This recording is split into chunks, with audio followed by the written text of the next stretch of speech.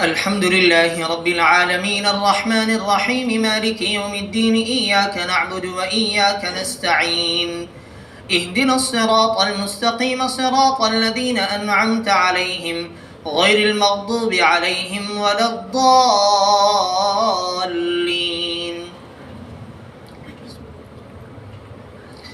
الحمد لله الذي أنزل على عبده الكتاب ولم يجعل له عوجا قيما لينذر بأسا شديدا من لدنه ويبشر المؤمنين الذين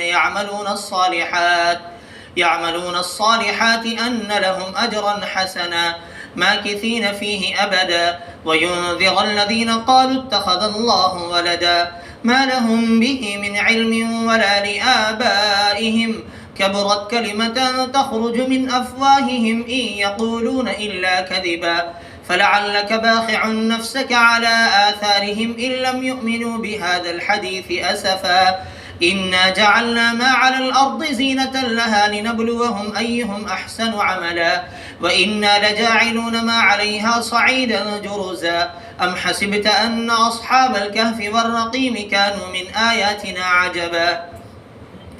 إذ أوى الفتية إلى الكهف فقالوا ربنا آتنا من لدنك رحمة وهيئ لنا من أمرنا رشدا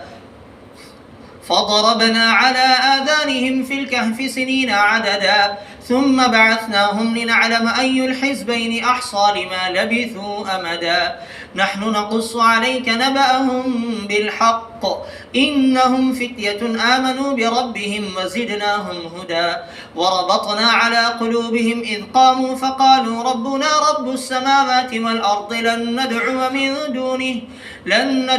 من دونه إلها لقد قلنا إذا شططا هؤلاء قومنا اتخذوا من دونه آلهة لولا يأتون عليهم بسلطان بين فمن أظلم ممن افترى على الله كذبا وإذ اعتزلتموهم وما يعبدون إلا الله فأووا إلى الكهف ينشر لكم ربكم من رحمته ويهيئ لكم من أمركم مرفقا وترى الشمس إذا طلعت تزاور عن كهفهم ذات اليمين وإذا غربت تقرضهم ذات الشمال وهم في فجوة منه ذلك من آيات الله من يهد الله فهو المهتد ومن يضلل فلن تجد له وليا